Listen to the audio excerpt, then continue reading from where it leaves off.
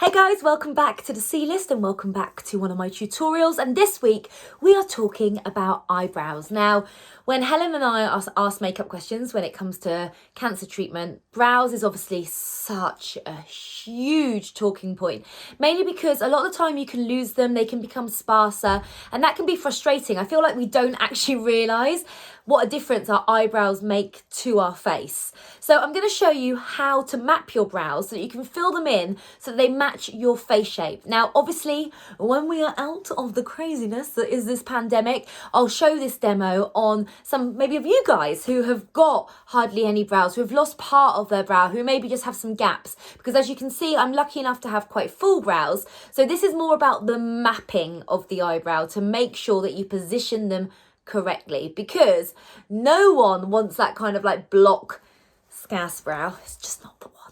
Okay, I have come closer. Now you are going to need an eyebrow pencil of your choice and a makeup brush, and you're going to map your brows like this. You're going to look straight ahead at the camera and you're going to line from this little dimple in the nose here straight up. Now this is where your brows should start. The starting point is really, really important, because if you start too close in, it can make your eyes look closer in, and that can look a little bit odd. And also, this slims the appearance of the nose too, which is basically an added bonus. So I'm going to take my brow pencil and I'm just marking with it where they should start. Now, don't worry about drawing weird lines on your face right now, because we will rub them out. But it's important for you to mark so that you remember where to fill in from. Now for the arch of the brow. This is what's going to give you that instant eye lift. It's going to make you look more awake. Now, if you've got absolutely no brow hair left, you can really feel where that brow bone is too. But if you were to literally follow that, it will probably look too curved, which is why this mapping technique is really great. So for that arch, you go from corner of the nose again. We're going to start there at all points. You're going to look straight ahead and go straight through the centre of the eye, and then mark where the arch should be. So you can see mine is there. Now, the end of the brow. To me, this is probably the most important bit, because it lifts your cheekbones. Again, who does not want that? But also, it's the area that we tend to lose first, whether it be through treatment or it just be through age. Men's brow hair tends to keep growing, but so does it their ear hair and their nose hair. So, you know, but ours tends to go from here. So again, corner of the nose and then corner of the eye this time. You can see mine are a little bit short there. So now I've got those three marks: start, arch and end. Now I'm going to take a spoolie. That's this little kind of brow brush. You can buy them individually, or they're usually on the end of a brow pencil. Now I like to brush my brows up first. Firstly, brushing your brows up slightly actually makes them look fuller, but also you can see where you've got any extra little gaps, so you can literally then fill in those areas. Now we're going to start at the front. The gentlest touch is what you want at the front. You don't want to be heavy-handed, because again, that can make your brow look stuck on. Now, I always go upwards. So I'm creating little hair-like strokes, like so. And then I can just rub that bit out there. And the little spoolie is great, because every time you add product, if you brush over, what that's doing is it's then almost making it slightly fainter, which makes it look more natural. So then I'm going to draw in where the brow arch should be. So just filling in those little gaps there.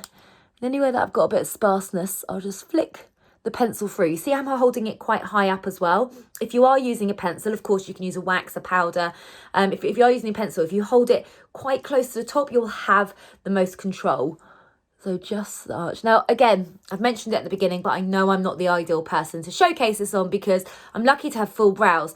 But I promise you that we will do this on loads of different brow types, styles, skin tones, etc. in the future when we're allowed. Okay, so I've done that bit.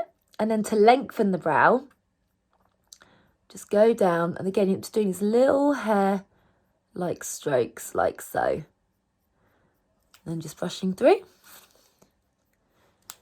to fill in any gaps and add the shape where I want it. Then, of course, just take a cotton bud and remove those lines. Don't forget, I'm not joking. There's been a few times that I've done this and then I've got on like the train and I've got these lines and my husband said, Lisa, Why have you got like, is this a new brow trend? What's going on? I've forgotten. So just remove them.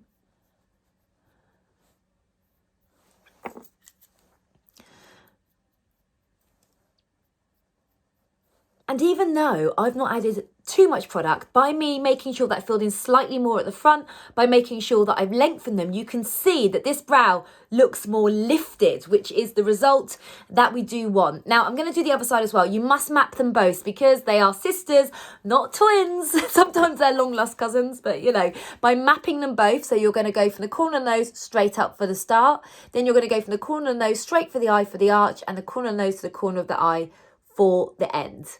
And that is how you map your brows to get the perfect shaped eyebrow for you. I really hope this helps. Practice makes perfect. After a few goes, you probably won't even need to map it or draw the lines. You'll know exactly where to place the product. But until then, make sure you're mapping, and I'll see you soon. Bye.